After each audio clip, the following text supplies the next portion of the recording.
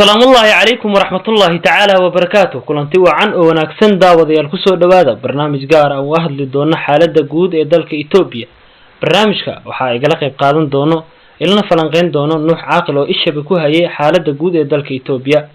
نوح هدي أي نكوب اللونو وحا وربحين نغسي ساعة إن حيصد دي دقالات إيقلا قدرين ميي حدك إي وداقان لوضا دل السودان إي إثيوبيا إن يو هالكاسي وربحين هدي أنا قسي سيدوال. waad mahadsantahay jaamacadey haddii aynu eegno dhankaas iyo labada xad ee dagaalada ka aroorsanaa xadka u dhexeeya Itoobiya iyo Suudaan waxaa la arkayaa in Suudaan ay wado dandaansi sida aynu wararka ku helayno sababtoo ah Suudaan waxay ciidamo aad u tir badan kusoo daabuleysaa xadka ay Itoobiya la leedahay xadkaasi waxayna ogeeyeen in dagaalo dhowr ah ay ka dhaceen isbuucigii la soo dhaafay dabcan dagaalada halkaasi ka dhacay waxaa la sheegayaa in ciidamo aad u tiro badan oo dhowr 20 gaarayo in ay kooxdan Suudaan ama ayraha dawladda Suudaan ay kaga dhinteen dabcan halkaasi dagaalo ayaa ka aroorsan walow ay dawladda dhexe Itoobiya ciidamada militariga Itoobiya iyo sidoo kale afhayeenkooda uu beeniyay arrinkaasi taliyaha dabcan taliyihii Itoobiya waxa uu dhahay halkaasi waxa dagaaladaasi ka wado maleeshiyadu isku ekaysiinaya ayuu yiri ciidamada Itoobiya kuwaas oo ku sugan dhankaas iyo xadka dabcan dagaalo ayaa halkaasi ka aroorsan walow ay maalimihii hadda la soo dhaafay uunan dagaal ka dhicin isbuuc u dambeeyay dagaalada halkaasi ka dhacay waxaa la sheegayaa in ciidamo aad u tiro badan ay labada dhinac kaga dhinteen labadani dal waxa ay isku haystaan ayaa ah in ay xadka halkaas u dhaxeeyo Suudaan waxa ay sheeganaysaa in dhul balaadan uu kaga maqan yahay wadanka Itoobiya halka dhanka Itoobiya iyaduna ay sheeganayso in dhul uu kaga maqan yahay Suudaan dabcan marka la eego Suudaan waxa ay ku fadhidaa dhul Itoobiya ay leedahay oo weyn halka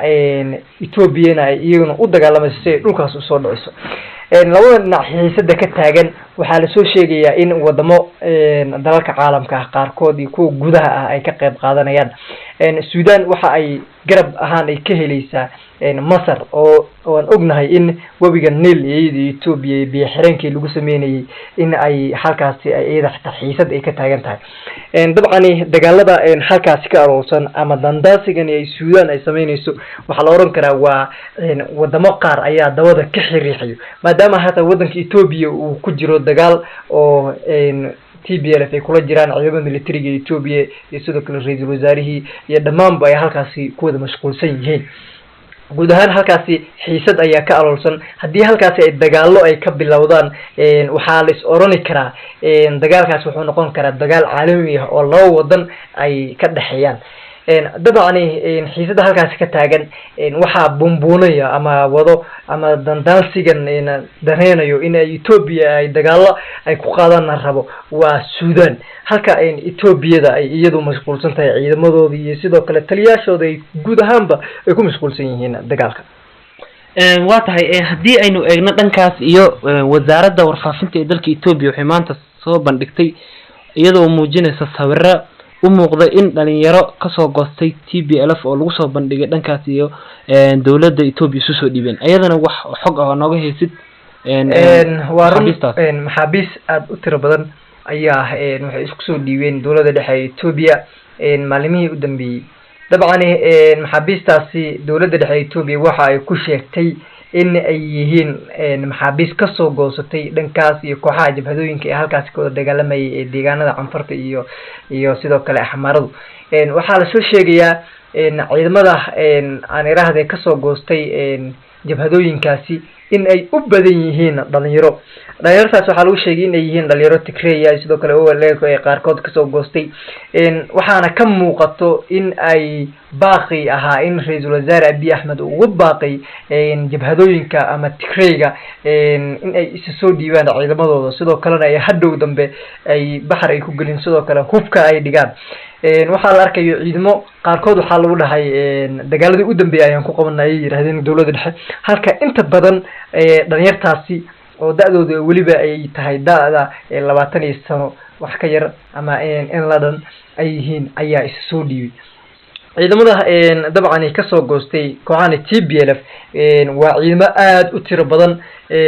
waxaana loo qiyaasay kumanaan in ay gaarayaan dhowr kun dabcan ciidamadana maantana waxaa soo bandhigtay dowladda dhexe Ethiopia sawirro baraha bulshada ayaan wareegayay marka aynu eegnay waxaa halkaasi ka cadaatay in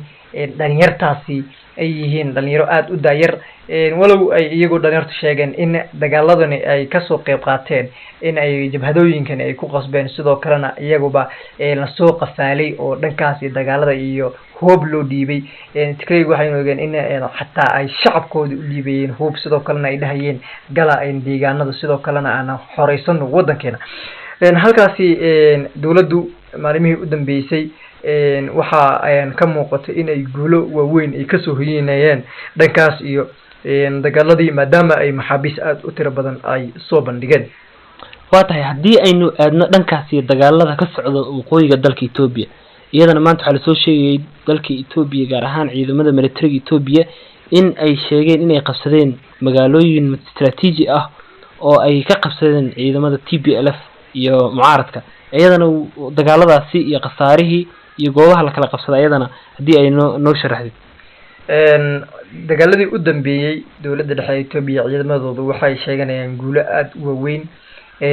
waxaa haatanba ay magaalooyinka ay la wareeyeen kamid ah Lalibela iyo sidoo kale deegaano aad u hoos yimaado iyo dhankaasi Shawrobe Milli iyo deegaano hoos yimaado dabcan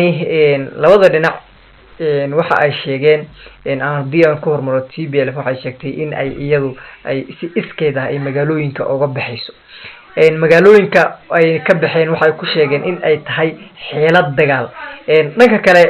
ciidamada militariga Ethiopia oo haatan baqeer kamid ah uu hogaaminayo Abiy Ahmed waxaa la soo sheegayaa in ay dagaalo kaga saareen magaalooyinkaasi iyo deegaanadaasi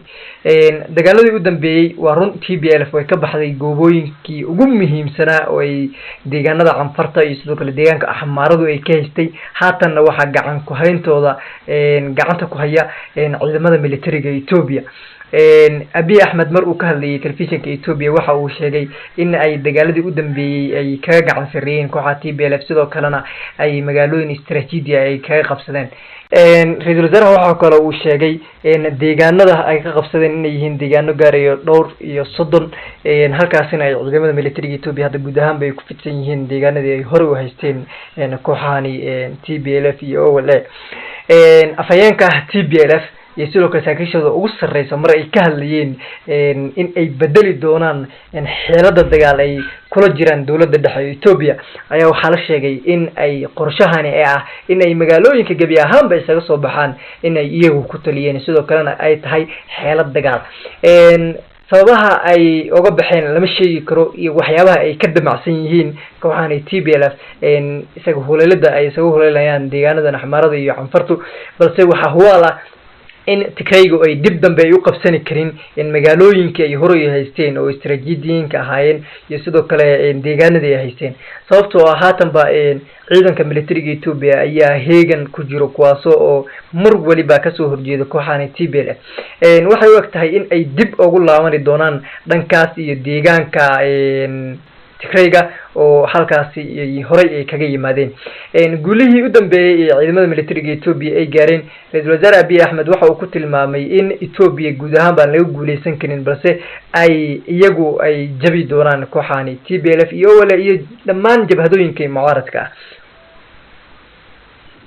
waa tahay saaxiibayaal halkaasi ayaan kusoo gabagabeynaa barnaamij gaar ah oo hadlayna xaaladda guud ee dalka Ethiopia tan iyo kulantideena tan xigta waxaa idin leenahay sidaas iyo amaano Allah